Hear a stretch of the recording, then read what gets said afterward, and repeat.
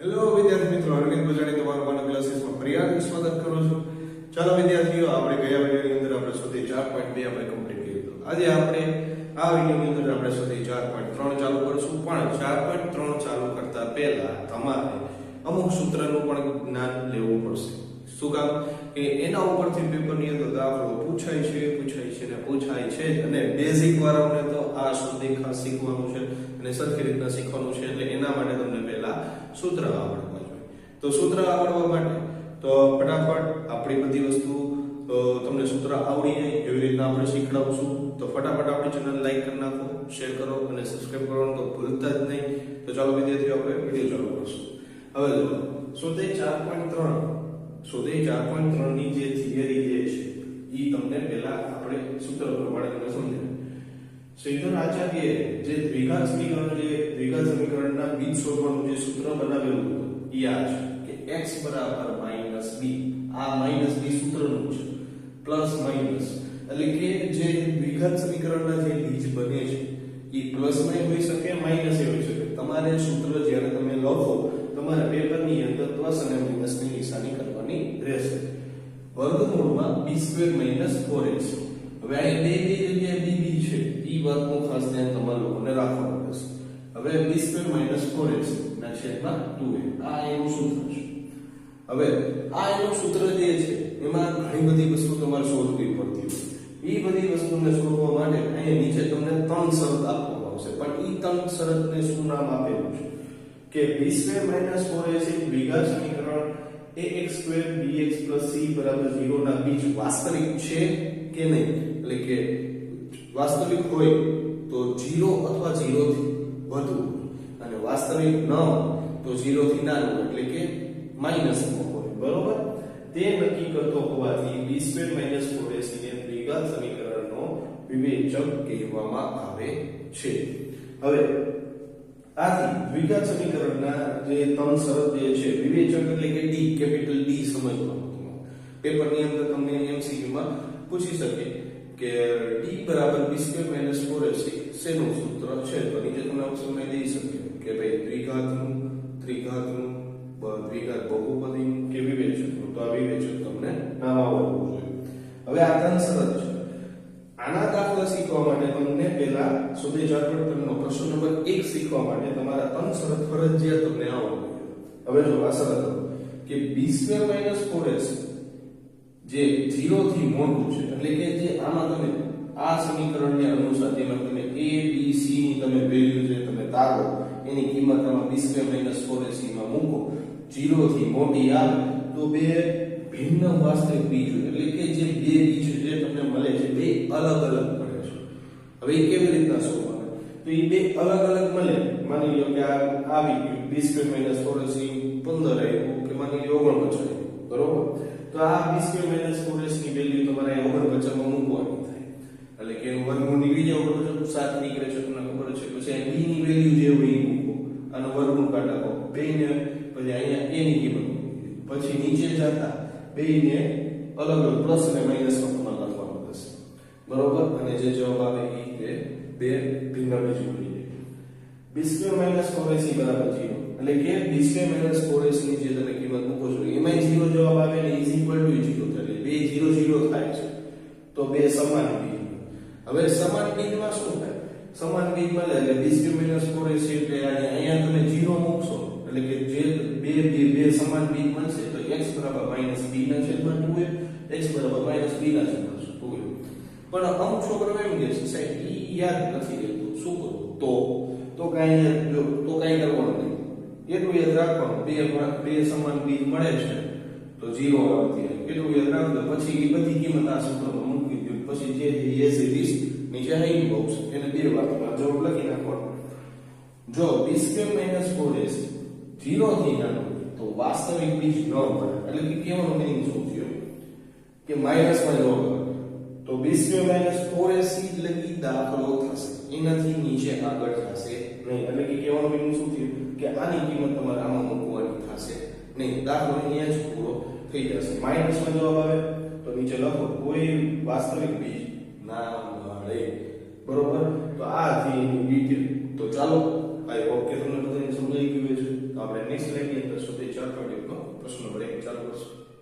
વિદ્યાર્થીઓ સ્વાધ્યાય 4.3 નો question number 1 તમને પેપરની અંદર ખાસ કરીને બેઝિક વાળા અને સ્ટાન્ડર્ડ વાળા આ બે દાખલા પૂછે એટલે મહેરબાની કરીને ધ્યાન દેજો બરોબર અને પેપરની અંદર પૂછાય છે આ દાખલા હવે જો તમને પેપરમાં કેવી રીતના લખેલું છે એવું તમને કહું કે 2x2 3x 5 0 ના બીજના સ્વરૂપ શોધો બરોબર હવે દ્વિઘાત સમીકરણ છે કે નહીં તમને ખબર કેવી રીતના પડે બરાબર 0 કરીને દીધું એટલે સમજેલું કે આ દ્વિઘાત સમીકરણનો દાખલો છે બરોબર એક છે ઓલો અવયવીકરણ જેમાં અવયવીકરણમાં ચોખવટ પાડેલી છે કે ભાઈ અવયવીકરણની રીતે કરો પણ આમાં બીજના સ્વરૂપ શોધવાનું કીધા છે તો આવી રીતે જોબ દેવાનું હવે દાખલાને લખવાનું કેવું આપણે અહીં લખવાનું આવે કે આ સમીકરણને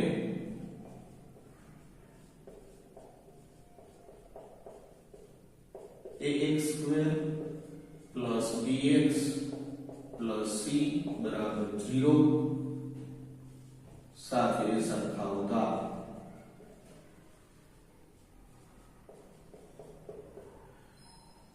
તો a બરાબર 2 થશે b બરાબર -3 થશે અને c બરાબર 5 થશે રેડી હવે આપણે વાત થઈ b2 4ac માં તમારી કિંમત મૂકવાની છે તો આપણે અહીંયા મૂકશું b2 4ac હવે b ની વેલ્યુ શું છે તો ભાઈ -3 નો વર્ગ અહીંયા 4 a બરાબર 2 c બરાબર 5 તો -3 નો વર્ગ 9 થશે 4 ગુણ્યા 8 બચાને 40 તો અહીંયા જવાબ શું -31 કેટલા -31 તો આપણે હમણાં શું પહેલા થોડી વાર પહેલા વાત કે જ્યારે જવાબ તમને માઈનસમાં આવે એટલે બીજ વાસ્તવિક ન હોય તો આપણે એ લખશું કે ભાઈ b2 4ac જે 0 થી નાની છે બરોબર 0 થી નાની છે હોય તો વાસ્તવિક બીજ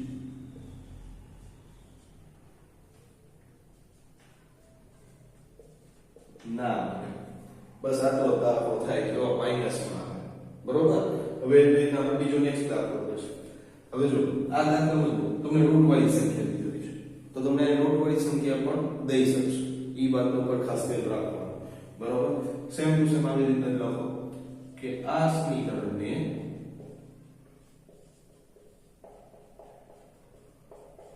ax2 bx c બરાબર 0 સાથે સરખાવતા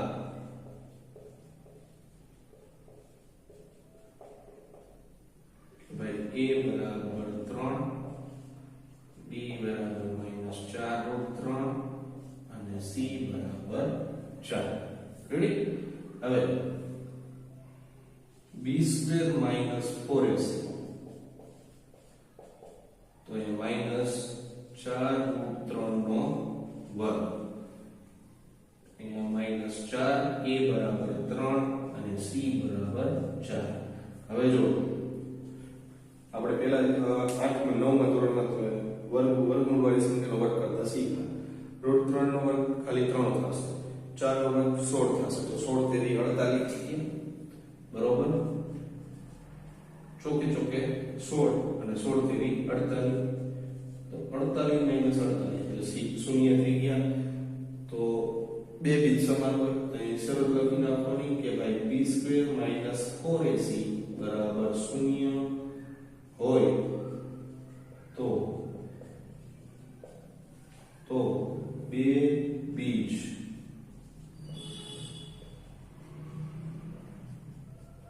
સમાન હોય એની ખબર આપણા બોર્ડ વાળા સાહેબોની ખબર પડવી જોઈએ કે ભાઈ મને શરત આવડે છે શરત લખી નાખવાની હવે આમાં બે રીત નથી ડાયરેક્ટ હવે x બરાબર -b ના છેદમાં તમે 2a મૂકી દો તોય ચાલે બરોબર તો દાખલો આટલામાં નથી જાય છે પણ તમને યાદ નથી રહેતું તો શું થાય બરોબર તો આ વાળું સૂત્ર લખી નાખો x બરાબર -b પ્લસ માઈનસ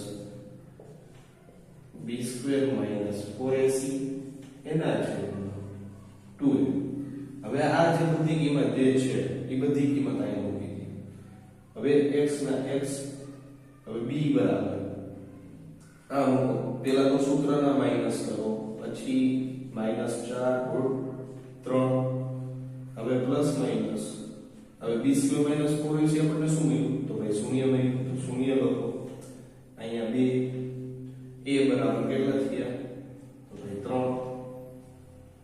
હવે 0 થયું એટલે 0 વાળું પદ નીકળી ગયું ડાયરેક્ટ, એટલે આ -b ના છેદમાં 2h વધ્યું, બરોબર. હવે બે બીજ સમાન છે એટલે જવાબ તમારે બે વાર લખવાનો થશે. આનો કૌંસ કરીને આપણે બે વાર લખશું કે ભાઈ માઈનસ માઈનસ પ્લસ 4√3 છેદમાં 6 અને x બરાબર 4√3 છેદમાં 6. હવે આમાં ભાગ ઉડતા ઉડાડો. હવે જો 3 હતું અને અહીંયા 2 ગુણ્યા 2, હવે 2 ગયા સેમ અહીંયા એવી રીતના ગુણશે. હવે જો √3 વાળી સંખ્યાને ભાગ ઉડશે. શું કામ? કે 3 ના અવયવ પડે છે કાયદેસર રીતે. તો 3 ને છે કોમન થયું √3 ગુણ્યા √3 ગયા અહીં સેમ જ √3 ગુણ્યા √3 ગયા. તો જવાબ તમારો શું આવ્યો કાયદેસર રીતે? તો ભાઈ x બરાબર ઉપર વધ્યું 2 અને નીચે વધ્યું 2√3.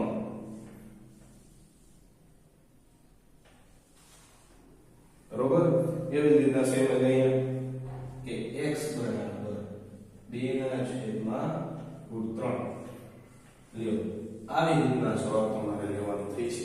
આવો તમને દાખલો બેઝિક માં 2 માર્કમાં પૂછે, બરોબર. બેઝિક અને સ્ટાન્ડર્ડ વાળા બેને 2 માર્કમાં આવે છે આનો દાખલો, અને પૂછાય તો રોકડામાં તમને મળી શકે છે. તો ચાલો વિદ્યાર્થીઓ, આઈ હોપ કે તમને આ બે દાખલા સમજાઈ ગયા હશે, બરોબર. તો આપણે નેક્સ્ટ સ્લાઇડ ની નેક્સ્ટ દાખલો જોશું. આ છે આપણો 4.3 નો નેક્સ્ટ દાખલો. હવે આપણે બે દાખલા જોયા. એકમાં વાસ્તવિક બીજ લખ્યા અને એમાં બીજામાં સમાન હતા. હવે આ ત્રીજો દાખલો જે આપણે કરી જોયો કેવી રીતના છે, બરોબર. હવે લખવાનું આ સમીકરણને ax² + bx + c બરાબર 0 સાથે સરખાવતા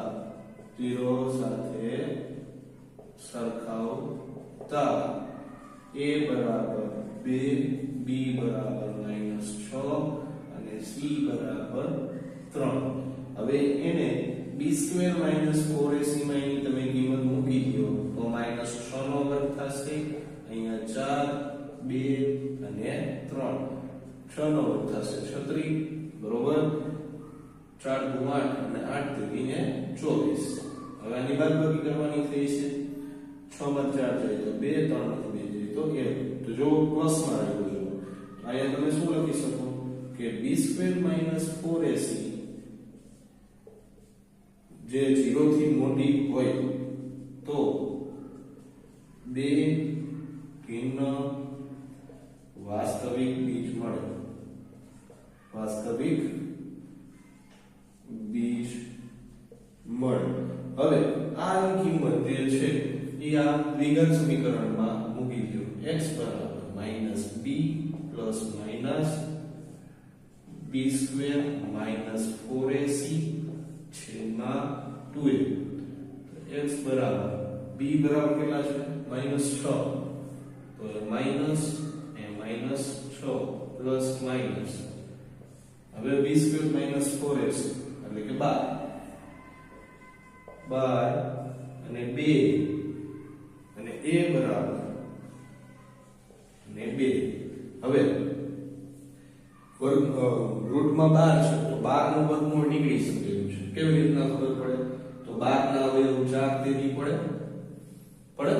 4 તેરી પડે તો 4 નું વર્ગમૂળ નીકળી જાય છે એટલે 2√3 થઈ જશે. તો આપણે કૌંસ ખોલી અહીંયા +6 થઈ જશે, અહીંયા 2√3 થઈ જશે, એના છેદમાં 4 થઈ જશે.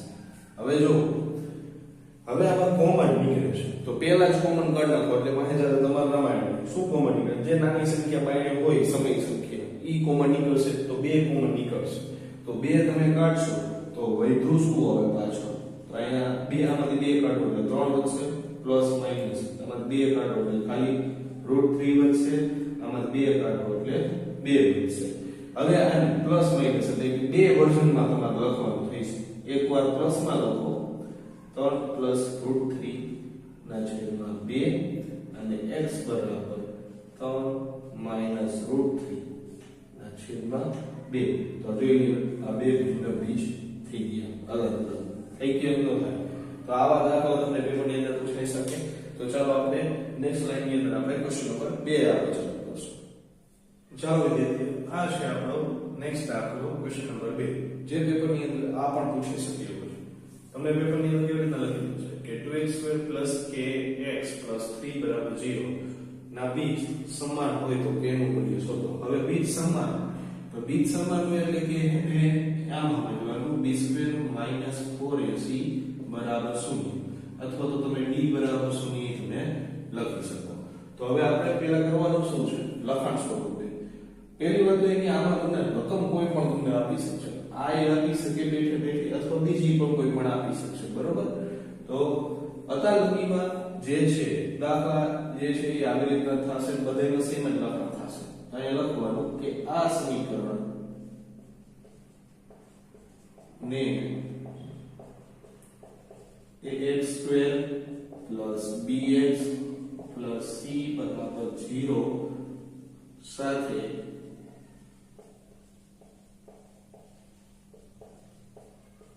સરખાવતા a બરાબર 2 થશે, b બરાબર k થશે અને c બરાબર 3 થશે. હવે બીજ સમાન કીધા છે તો વિવેચક d, બરોબર? વિવેચક d એટલે કે તમને બહુવાર MCQ માં પૂછી કાઢે કે વિવેચક નું સૂત્ર શું છે? તો d બરાબર b2 4ac તમારે લખવાનું થશે b2 4ac. પણ હવે તમને બીજ સમાન કીધા છે, હા બરાબર શું કીધું છે? બીજ સમાન તમને કીધા છે તો અહીં d બરાબર પહેલેથી 0 મૂકી દો. d બરાબર k નો વર્ગ અહીંયા 4 2 અને 3. હવે ખાસ ધ્યાન દેજો હવે 0 હવે k2 4 થી 12 12 ગુણે 24, બરોબર? 12 દુ 24. હવે આ 24 ને બરાબર ની આગળ બાજુ લઈ આવવા પડશે. તો એ કેવા થઈ જશે કે ભાઈ k2 બરાબર +24 થઈ ગયા. હવે વર્ગને ઓલી બાજુ લઈ ગયો તો એ શું થઈ જશે? વર્ગમૂળમાં કન્વર્ટ થશે. હવે 24 માં હવે કેવા પાડો કે જેમાંથી સંખ્યાનું વર્ગમૂળ નીકળતું છે, બરોબર? હવે જેમ કે 6 ચોક 24 પડે, 8 તેરી 24 પડે, જે તમારે પાડો અથવા જેને એમય નો મજા આવતી તો આવી રીતના અમે બધા હવે પાડી શકો કે ભાઈ 12 છે તો 2 ગુણ્યા 2 ગુણ્યા 2 ગુણ્યા 3 થઈ ગયા. 2 દુ 4 4 દુ 8 8 તેરી 24.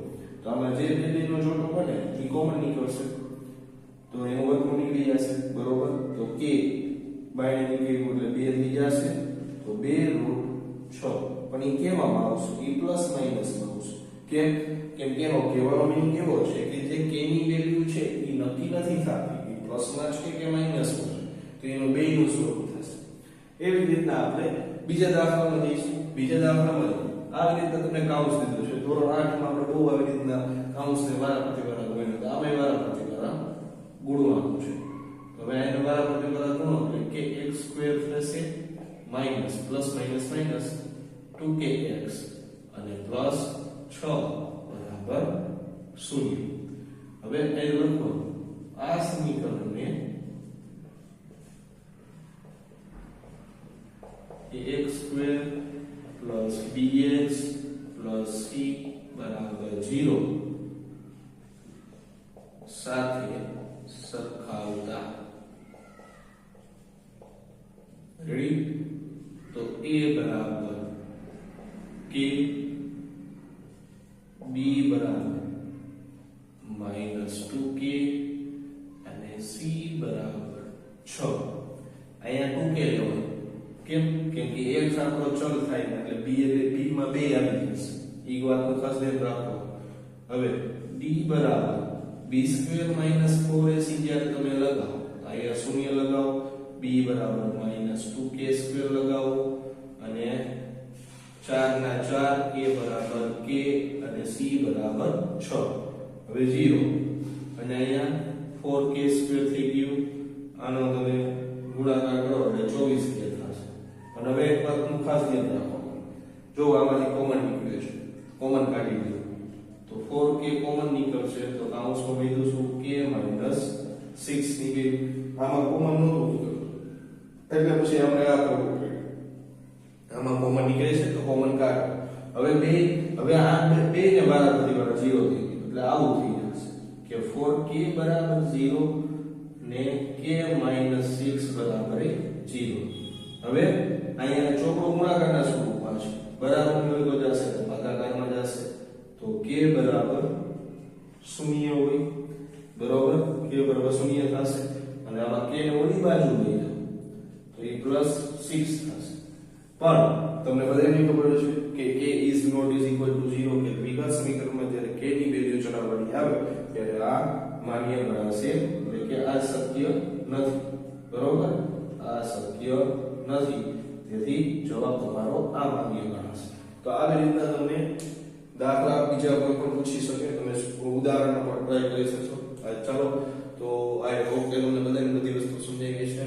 તો આપણી ચેનલને ફટાફટ લાઈક કરી દો, શેર કરી દો, સબસ્ક્રાઇબ કરવાનું ભૂલતા નહીં અને આપણા બધા લેટેસ્ટ વિડીયો તમને આપણી ચેનલ ઉપર મળી રહેશે. અને જૂના વિડીયો જોવા માટે તમારે પ્લેલિસ્ટ ખોલી તમે